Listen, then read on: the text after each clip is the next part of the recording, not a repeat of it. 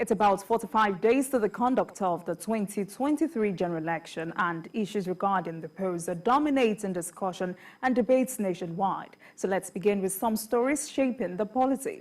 Before we go into the interview segment with our special guest, who is the Director of Programs at YIAGA Africa, Cynthia Mbamalu, on the security threats to the 2023 elections.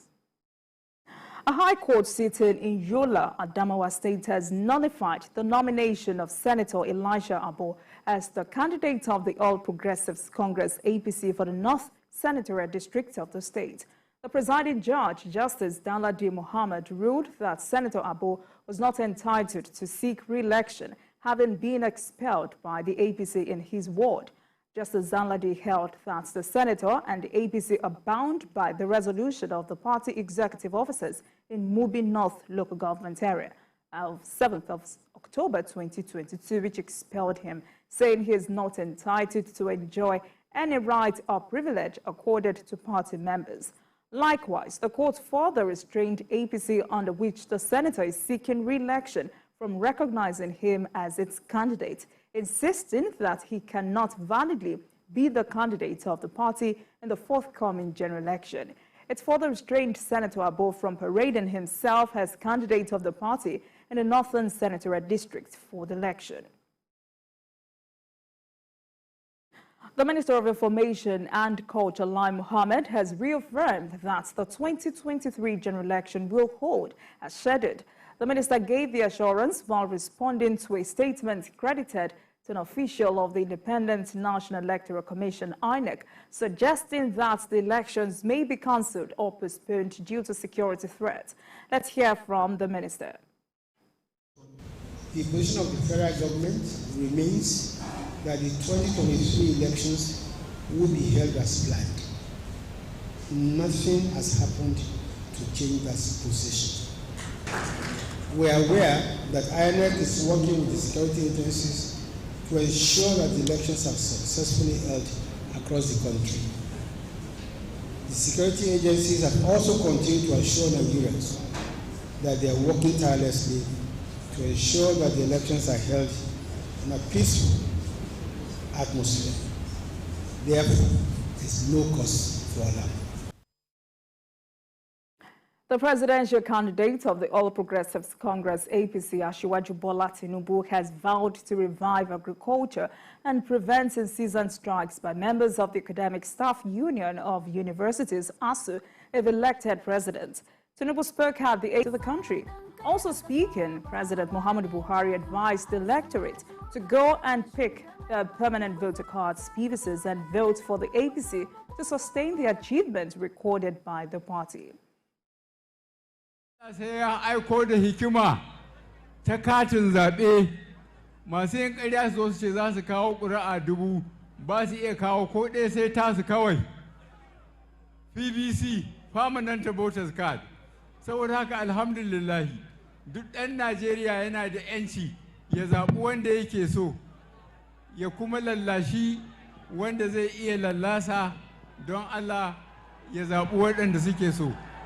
Muna so jam'iyyarmu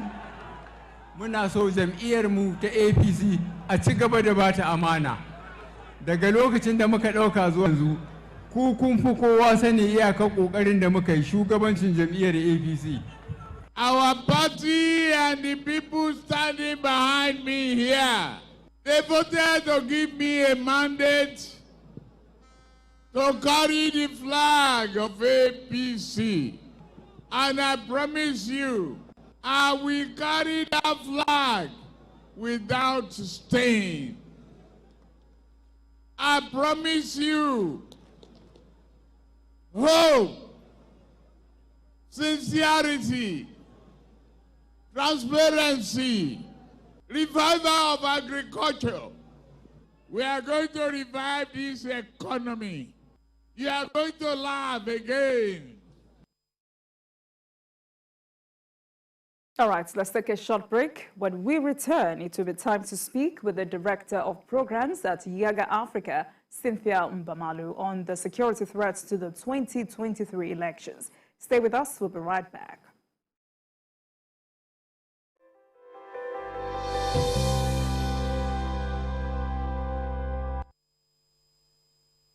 Never miss a moment. Instant breaking news from all over the globe. Live streaming of your favorite programs delivered directly to you. Watch anytime from anywhere on your mobile or smart devices. Download the TVC News app today. Available on Google Play and Apple Store. The National Assembly is a busy place. As the bastion of democracy, it is a place where bills are presented, motions debated, laws made, and the yearnings of the people are laid bare.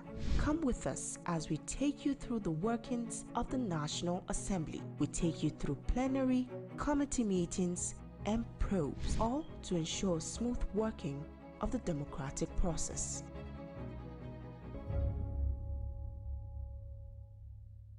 Our planet, our home, threatened by man's activities with fears of mass extinction on the rise. On Green Angle, we examine the issues that affect our environment, seek solutions to put us on track to secure and restore a cleaner and greener world for generations to come.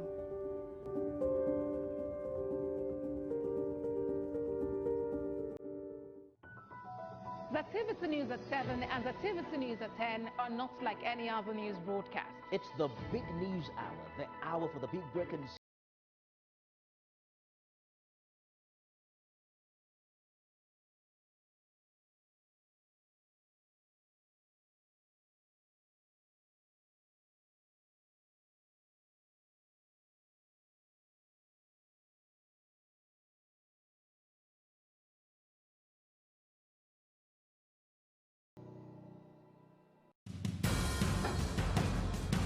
Information is power, information is security, information is knowledge. On Labor Lens, we believe that working people around the world have real questions of their own. They want to know how the world of work operates, what it means to the employer of labor, how policies affect workers in the workplace. On Labor Lens, I ensure we engage effectively the organized labor, organized private sector and government to get out of them information workers are in need of. I am Sharon Ijason, asking questions that make you get sense of the workplace.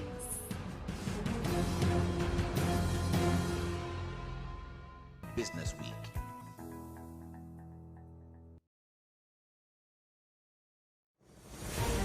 It's not your regular show. It's an online interactive session where we share my views on the everyday issues that cut across politics, security, health, current affairs, governance, and so much more.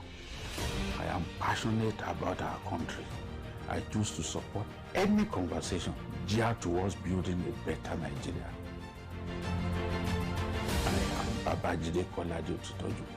Join me every Saturday on TVC News YouTube channel as I discuss Nigeria and the world at large on the show, Issues with Jide. Doubt and fear doesn't occur at the canvas, it shows in the canvas. It shows the conation of raw earthen material slabbed, stroked, and molded at a pace provided by the doubt and fear. Every move way in the struggle of one to the other, merging the past to the present, brushstrokes of colors seen but not known. For when the wailing stops, the pieces settle down in abject beauty, erected for a century of a century. Speaking, advocating, protesting, as the arts are meant to be.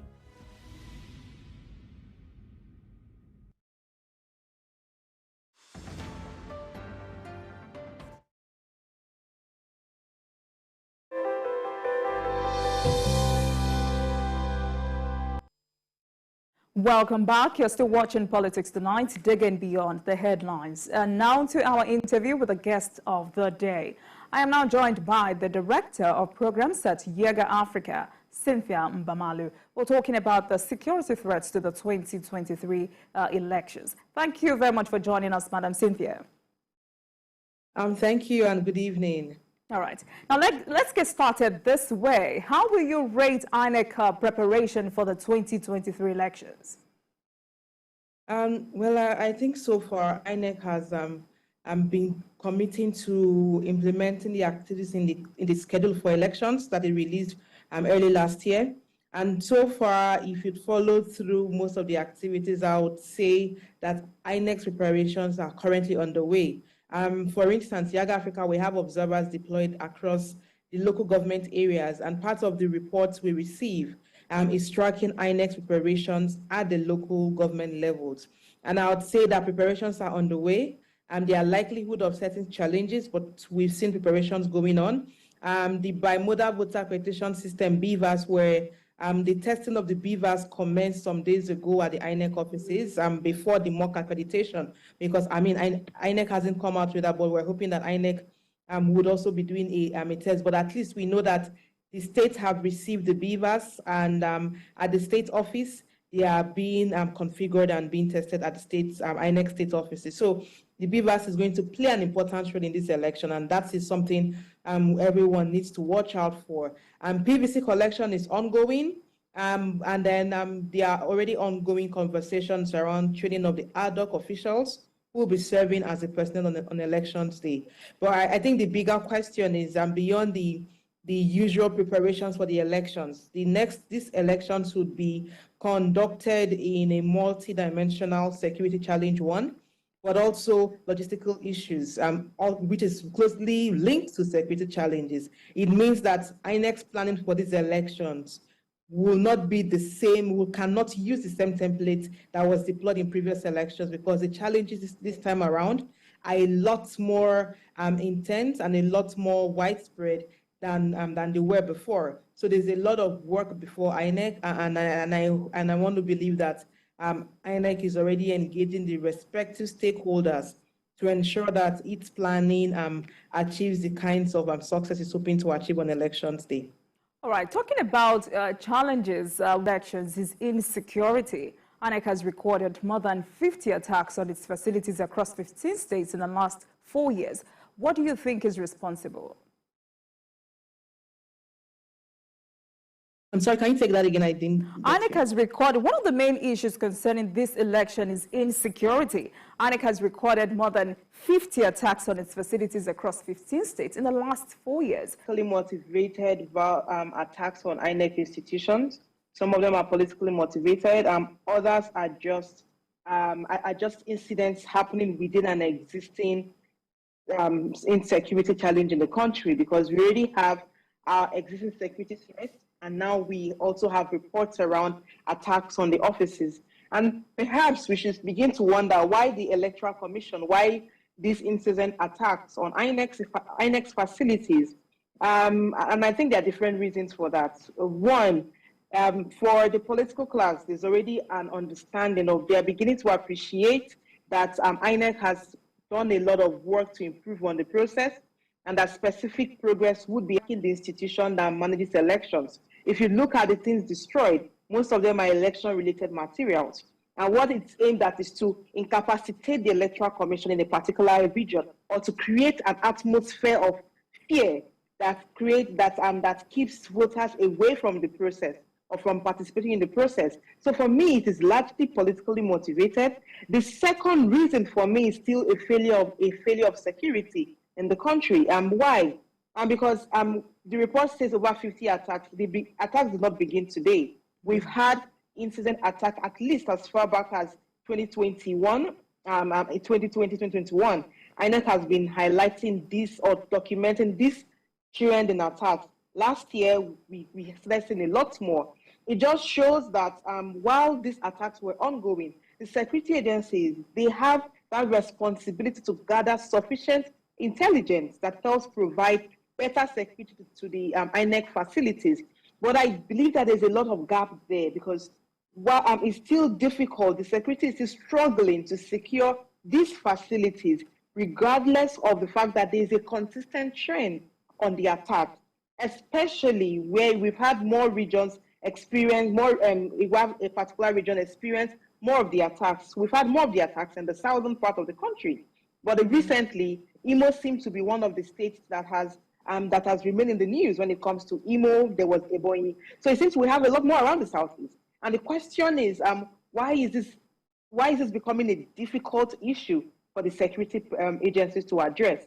Because let's keep in mind that if these issues are not addressed, what happens is we expose our electoral process to the threats by these criminal characters who are not only destroying facilities, but are also threatening the lives of personnel. Because we also know that there are reports of INEC staff who are either attacked, some of them kidnapped, some of them have even lost their lives in the course of this electoral cycle. And I think there's a big question around the capacity of our security agencies to properly secure the Electoral Commission, the facilities, the materials for elections, and the personnel who are the most important people who would be administering this election. All right.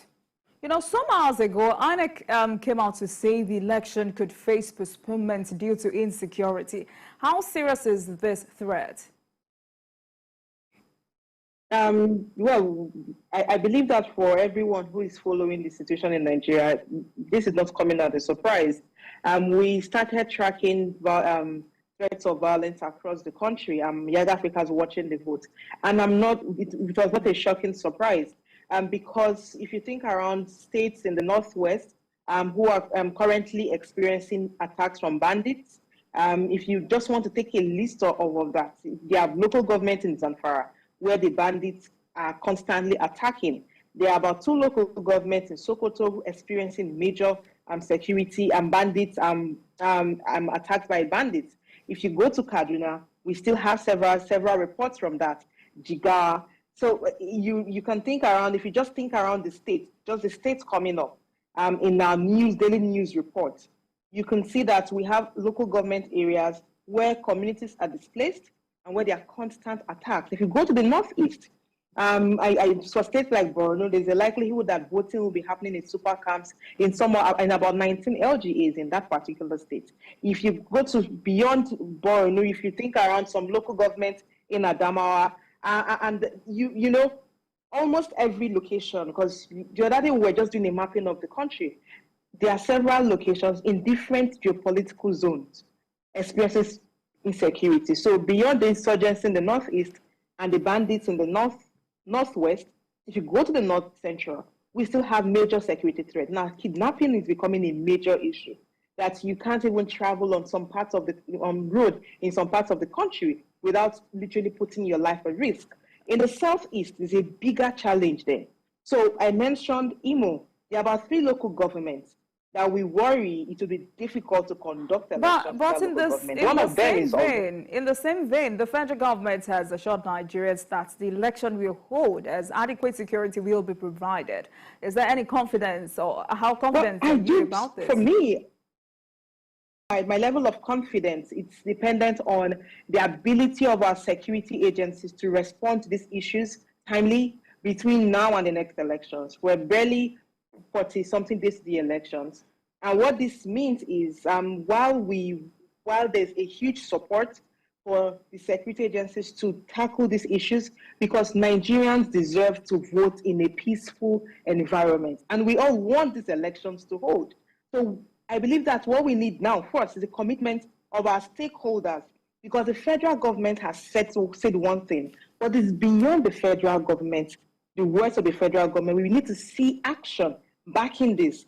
They need to inspire confidence in the Electoral Commission by how they respond to some of these issues of insecurity across the country. As simple as addressing the issues of insecurity in the southeastern part of the country and in the northwest and the northeast, that could go a long way to inspire confidence in the people that truly our federal government and the president and security agencies are ready for the elections. The other part for me is the commitment of our political class. Why? Because I do believe that a lot of this violence has a political economy behind it. There is an economy that is thriving on this violence, meaning that if these issues, I don't think our security issues are so complex that it's taking us so long to address. But if individuals are not benefiting from the violence, if individuals are not benefiting from it, we would not be where we are, meaning that it's beyond just the words of the federal government. Now we need our political class to speak to themselves. For all those who benefit from this to realize that you can cause all the chaos you want. At the end, we will all be victims of a failed system. And it is time we all begin to hold ourselves accountable, because we know individuals who are perpetrating this violence. As citizens, we have an important role to play. When they say unknown gunmen, for instance, these are individuals within communities. We cannot say that we as a people cannot unite to stand up and address the security challenges. So for me, it's beyond just the body language. Our political class, they have questions to answer. And I do not want to believe that there is no one in government that do not understand how to address these issues. So at the end of it all, honestly, this election is important for Nigerians, and we all need to vote, but we need to vote in a peaceful environment. But we need the president, the federal government, the security agencies, and our political leaders to agree, come at a consensus to address these issues just before we go into the elections. That, for me, is one of the things that would inspire confidence. Yeah, corroborating your last take, yes, several attacks on INEC facilities have been perpetrated by unknown gunmen and hoodlums. But the question is, why are these people difficult to check? Yes, no culprit has been brought to book yet, despite all of these attacks. Do we blame this on lack of laws or political will? Lack of political will, more or less. I do believe we have laws. Yes, most of these laws need specific reviews. But with the laws that we have, we can address the security challenges that we are facing. But it's basically around lack of political will, one, but also the question around the capacity of our security personnel. And for me, capacity is beyond financial resources. It's beyond the capacity to the technical know-how. It's also about the financial resources. And why am I bringing this in? Issues around proper welfare to take care of security personnel and inspire them to actually want to do this work and do it selflessly. I think that is very important. But over a long period of time, we've ignored even how we take care of our servicemen and women and how we properly cater to their needs. So there is that part. So there's a general conversation around proper welfare to even inspire people to go into the field and do the fight. Then the conversation around the technical know-how for me is very key, because we can no longer use security strategies that were deployed 20, 30 years ago to address issues of current day Nigeria. We need we need better review of our strategies on how we address security in this country, but also better intelligence gathering in the work that we do. I believe that our problems can actually be solved with local solutions, but it's the political will to address those issues that for me remains paramount. Okay, before we go, another major critical issue that is a challenge, or rather the Maza election, is financial inducement. How damaging is this to electoral process, and how do we check this? It provides key important sanctions to regulate the use of money. So there are sanctions for selling and buying of PVCs, for voter inducement, for vote buying, and for manipulation of the process. I believe that one of the ways to checkmate the role of or how monies influence outcome is by enforcing the laws. We need to start seeing people arrested, prosecuted, and serving their terms in jail. Because when we start to prosecute and sentence people, I believe it would also deter those kinds of occurrences. But beyond that, it's a question for the Nigerian, the average Nigerian. What exactly, what is the price tag for your life? Because at the end, when we sell our votes or sell our permanent voters card, or sell our conscience, what we are doing is mortgaging our future. And our vote, that one vote, is way important and is bigger than any naira anyone will give to us. And I think that's any naira or dollar, whatever currency it is. And I believe that that is what is important, that we need to start educating ourselves as a people across board, that our vote is very important on the value of our democracy. But beyond that, we need to start enforcing our laws. Arrests must be made, prosecution must be made. For those buying PVCs, we need to get reports on how many people have been arrested and sentenced. For those inducing voters, or for those who move about with monies to give people to vote for in exchange of their votes. I believe that it's time for us to start enforcing our laws. And I think the last part for me is for the Economic and Financial Crimes Commission, EFCC, also needs to come into this issue. All right, sadly we're out of time, but of course we'll definitely consider this conversation some other time. Thank you very much, Madam Cynthia Mbamalu, Director of Programs at YIAGA Africa. Thank you for coming on Politics Tonight. Thank you for having me. And thank you.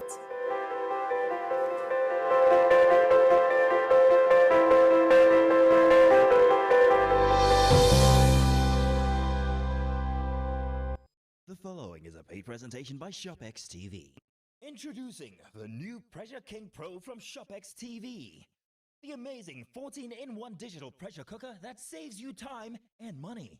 Want to cook proper meals but can hardly find the time? We all have busy schedules, but hurried lifestyles means meals on the run, maybe even whole weeks with too much processed or fast foods. The amazing ShopX 14-in-1 digital pressure cooker cooks up to 90% faster than conventional appliances. And because it cooks so much faster, you're not just saving time, but saving money too.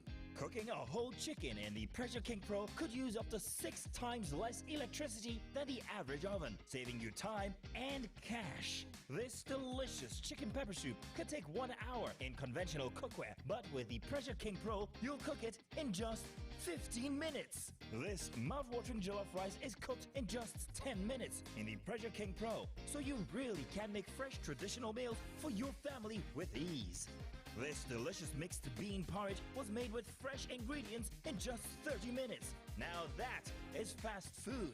Pressure King Pro is the one-pot solution that cooks hundreds of different healthy meals and does the job of so many different appliances. It's a pressure cooker, slow cooker, rice cooker, and a steamer all rolled into one. And with its digital control, you don't even need to be a chef to make exciting meals. You can even saute with no need for pots and pans on your gas cooker. It's perfect for browning meat and vegetables. Just press the button and walk away for perfect meals every single time. From jollof rice, goat mitasu, scrumptious side dishes, lamb chops, roasted chicken, the Pressure King Pro does